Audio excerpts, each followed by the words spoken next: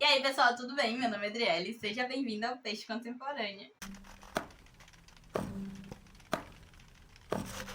Se você ainda não me segue, por favor, aperta aqui, ó, inscrever-se aqui embaixo. Eu tô precisando muito, me ajuda a chegar a 1000 inscritos, por favor. Também dá um clique aqui no gostei, no joinha assim, e aciona o sininho, porque aí quando eu postar o vídeo, você recebe aí uma notificação do YouTube e aí você vai saber que eu postei, tá bom? Caso você queira me seguir lá no Instagram, por favor, vá lá, porque lá a gente tem um contato mais diário e mais íntimo.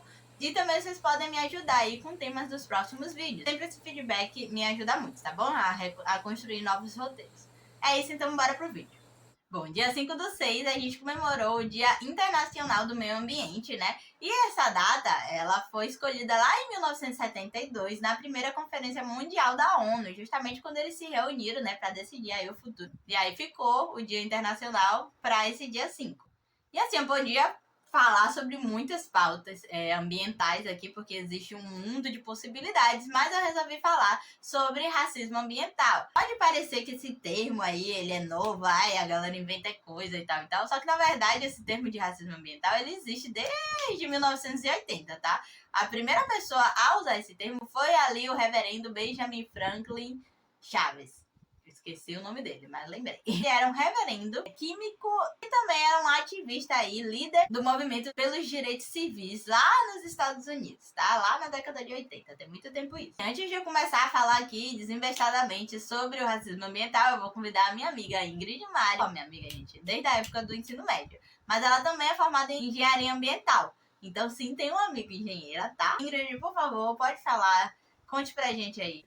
Oi, gente, eu me chamo Ingrid Mário, sou engenheira sanitarista e ambiental de formação, especialista em sustentabilidade corporativa e hoje nós vamos falar um pouquinho sobre meio ambiente, racismo ambiental. Bom, e para a gente começar, a gente precisa entender o que é meio ambiente. Então, segundo a nossa política nacional de meio ambiente, é toda a relação, todas as relações que acontecem entre vivos e não vivos. Ou seja, tudo à nossa volta é meio ambiente. Bom, agora que você já sabe aí o que é meio ambiente, a gente vai falar um pouquinho sobre o que é racismo ambiental, afinal de contas, né? Como eu já tinha dito anteriormente, esse termo ele foi usado lá pela primeira vez pelo reverendo Benjamin, justamente na década de 80, porque foi numa época que estava tendo protestos contra o depósito de resíduos tóxicos, justamente onde a maioria da população era uma população negra. A galera começou a resistir bastante e falar, poxa, o que é isso? Por que aqui, né? E assim, gente, embora o racismo aqui do Brasil seja totalmente diferente do racismo lá dos Estados Unidos, a gente percebe que existe um certo descaso, sim, com a população negra, indígena, quilombola, ribeirinhas, com várias populações aqui do Brasil que são de etnias mais vulneráveis, né? Eu vou ler aqui a declaração de uma estudante da área. Vamos lá. Quando essa injustiça ambiental afeta a população negra, pardas ou tradicionais, como os caiçaras ou os quilombolas no litoral paulista, caracterizamos isso como racismo ambiental, explica Rúbia Gomes Mato, professora do Departamento de Geografia da Universidade de São Paulo. Basicamente, o que ela falou é que existe sim a vulnerabilidade ambiental, né? Na verdade, o termo não é esse, deixa eu ver qual que é o injustiça ambiental.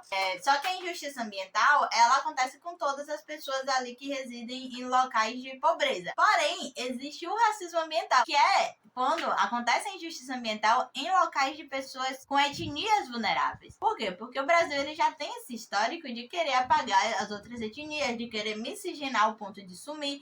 A gente consegue entender que o racismo ambiental no Brasil, ele tem ali meio que a função de extermínio, de certa forma. Por isso, a injustiça ambiental ela é diferente quando a gente está falando de pessoas de etnias vulneráveis ou só de pessoas de comunidades pobres. Ela se comporta ali de uma forma diferente. Para a gente falar sobre racismo ambiental, a gente precisa entender a história, né?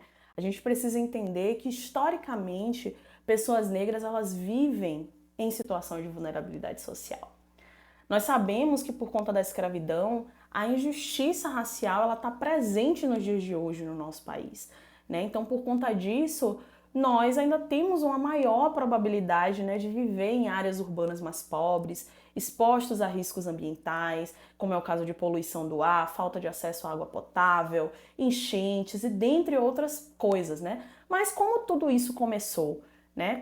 Como tudo isso começou? Vamos entender. A gente precisa voltar para 1850, lá em setembro, né, quando a Lei 601 ela estabeleceu o fim da apropriação de terras no nosso país. Nenhuma terra poderia mais ser apropriada através do trabalho. Então, as terras já ocupadas elas foram medidas e submedidas para estariam ali na mão do Estado, que as venderia para quem definisse. Então, esse é um ponto importante da gente entender, né? E naquele mesmo ano, 2 semanas antes, né, da aprovação dessa lei, da Lei de Terras, o governo imperial ele criminalizou o tráfico negreiro no país, pela aprovação aí da Lei Eusébio de Queiroz.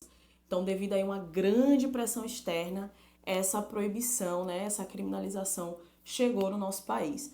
Então, entendendo aí que mais cedo ou mais tarde essa escravidão ela teria que chegar ao fim da importação de escravos, ele seria substituído por ações que incentivavam a utilização da mão de obra assalariada de imigrantes europeus. Então, além de impedir aí que os negros escravizados e ex-escravizados obtivessem posse das terras através do seu trabalho, né, a Lei de Terras ela previa subsídios do governo para imigrantes europeus, com terras aí, com apoio governamental, né, para que se estabelecessem e construíssem a sua vida num novo país.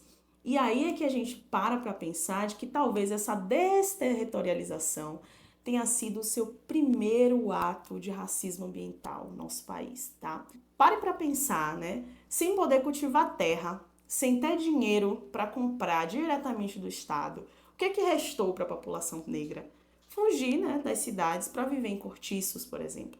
Então, a Lei de Terras ela foi apenas uma da série de medidas que o nosso país teve aí, né, para manter os negros em submissão. E aí agora eu vou te convidar para fazer uma reflexão comigo, tá bom? Vamos lá. Pensa aí, mentaliza aí na sua casa. Qual o lugar da sua cidade que a sua prefeitura investe mais em saúde, educação, saneamento básico? O lugar que você anda chega a dar gosto de tirar foto. A pracinha é bonita, arrumada, parece que ninguém joga lixo no chão. É a coisa mais linda do mundo. E tem médico, tem posto de gasolina, tem um monte de coisa funcionando, tudo funciona perfeitamente. Agora me conta, qual que é o bairro que eles geralmente dão prioridade para colocar aterro sanitário ou lixão? Qual o bairro que você anda, assim, que tem um buraco que tá fazendo aniversário lá? O buraco já tem 3 anos e ninguém nunca tapa. Onde tem lixo o tempo todo, onde tem muito cachorro de rua, onde não tem policiamento, as escolas não tem professores. Assim, qual os bairros? Me fala aí um nome, verbaliza os nomes dos bairros. Qual é o fenótipo das pessoas que moram lá? Característica física. Aqui em Salvador, por exemplo, os lugares onde eles investem mais saúde, educação, saneamento básico, etc, etc, geralmente é o centro. O centro é a orla. Já os bairros que eles praticamente não fazem nada, justamente o subúrbio. Tem lugares de subúrbios, por exemplo, que você olha, parece interior, é cheio de mato, cheio de cavalo na rua, você nem acha que tá em Salvador. Você fala, oxe, eu tô mesmo em Salvador, tem cavalo em Salvador? Sim, tem cavalo em Salvador. Geralmente em bairro de pobre teve muito cavalo, não sei o que acontece. E gato de rua, cachorro de rua, os animais bem debilitados assim. Eu mesmo já morei em um bairro onde, pra eu chegar no hospital onde aceitava meu plano de saúde, eu demorava 40 minutos só dentro do ônibus. Então, acontece do transporte público ser horrível, né, nesses lugares. E ainda tem o plus, né, de que aqui em Salvador, depois que eles colocaram o metrô, eles reduziram a frota de ônibus. Então, tipo, tinha um ônibus que passava 5 ônibus na minha rua, hoje em dia só passa 1. E esse, gente, é um dos motivos pelos quais, em 2023, pessoas negras ainda enfrentam discriminação, né, em áreas como habitação, ocupando em sua maioria espaços precarizados, com falta de saneamento, expostos à poluição, desastres naturais, enchentes, deslizamento de terra, entre outros grandes problemas que a gente visualiza até hoje no nosso país. E isso é porque nós estamos falando nesse vídeo, especialmente de áreas urbanas, e como o racismo ambiental ele se dá aí nesses espaços. Mas infelizmente, não só a população negra urbana é atravessada por essa temática, né? A gente tem aí povos indígenas, quilombolas, ribeirinhos e outros aí que também sofrem diretamente com o racismo ambiental. Infelizmente, nós temos muitos exemplos de racismo ambiental no nosso país e a gente vai trazer alguns deles para que a gente consiga visualizar e contextualizar esses problemas aqui no Brasil. Então a gente tem a construção da hidrelétrica de Belo Monte no Pará, né, que deslocou aí comunidades indígenas e ribeirinhas e teve um impacto muito significativo na região, na biodiversidade. Teve a contaminação da água e do solo nas comunidades indígenas e quilombolas aqui no Nordeste do nosso país, aí devido ao uso excessivo de agrotóxicos nas plantações, a construção da rodovia da BR-163 em Mato Grosso, né, que infelizmente causou aí desmatamento e expulsou aí comunidades indígenas da região, tá? A gente tem contaminação por metais pesados em comunidades próximas às minas de ouro em Minas Gerais, né, que tem aí afetado a saúde dos moradores locais até os dias de hoje. A precarização na saúde, a ausência de programas governamentais voltadas, por exemplo, para a retirada dos garimpeiros das áreas das terras indígenas, né, como foi o caso, né, essa crise sanitária que ocorreu no território Yanomami.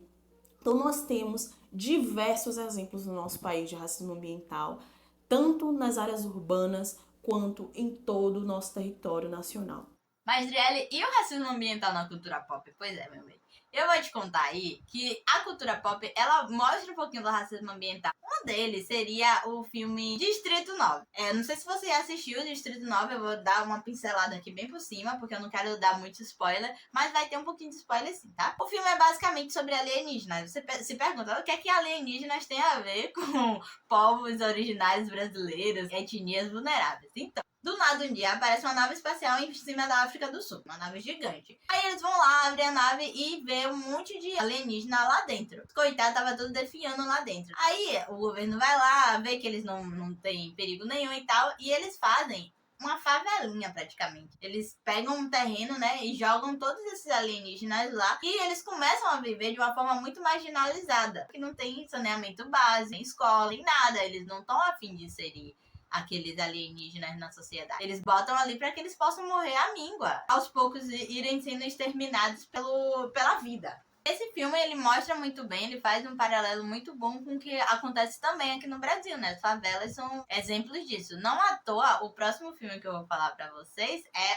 Guerra de Canudos. Esse filme é de 1996 e vale a pena muito assistir. Eu reassisti ele agora, eu lembro que eu assisti ele na época da escola e eu reassisti ele agora, depois de muitos anos. Sério, a experiência foi totalmente diferente. A primeira vez que eu assisti foi forçada pelo professor. Dessa vez eu assisti pra fazer o vídeo, né? Eu não sei se você conhece um pouco sobre a Guerra de Canudos, mas é muito desse povo do sertão que era abandonado pelo Estado. O Estado manda alguns soldados do Rio de Janeiro pra matar o coitado do Antônio Conselheiro. E o filme todo, ele mostra bastante a vida sofrida que o pessoal aqui no sertão da Bahia vivia. Ele era meio que um profeta e ele acolheu vários sertanejos, pessoas que não tinham nada, justamente porque eram extremamente vulneráveis. O Estado negligenciava totalmente essas pessoas. Depois que a coroa foi embora, eles simplesmente abandonaram a Bahia. Nordestinos passaram a migrar no país todo, tentando buscar uma vida melhor. O próprio Estado depois voltou aqui e matou o resto da galera que tava aqui tentando sobreviver com o mínimo que tinha. Inclusive, eu tenho um quadro pra te mostrar, que provavelmente você já viu no livro de Geografia ou de História,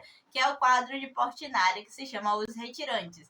Esse quadro, ele mostra exatamente a dor que os retirantes passavam naquela época. Você consegue sentir o drama nas pinceladas dele. Sem uma palavra, você consegue enxergar toda a crítica social que tem por trás desse quadro. É muito bonito. Deixa aqui embaixo, por favor, exemplos de filmes, séries, documentários que falam sobre o racismo ambiental, por mais que indiretamente. E aí, gente, a minha amiga, ela me deu aqui uma orientação de como que a gente pode bater o racismo ambiental. Igual a redação do Enem. Lembra que no final a gente sempre tem que trazer uma solução e a solução sempre é temos que cobrar ao governo? Exatamente pressão popular, gente. Pressão popular. Chegar assim no governante da sua cidade e falar: e aí, meu querido, esse buraco aqui tem 10 anos. E aí, já tá fazendo aniversário. O que é que a gente vai fazer em relação a isso? Outra coisa, grandes empresas. Uma empresa grande, uma fábrica de comida, de alimento, ela vai gastar muita água. O hospital, por exemplo, tem muito lixo tóxico. Então você precisa fazer uma pressão popular para que essas empresas passem a adotar formas mais sustentáveis de lidar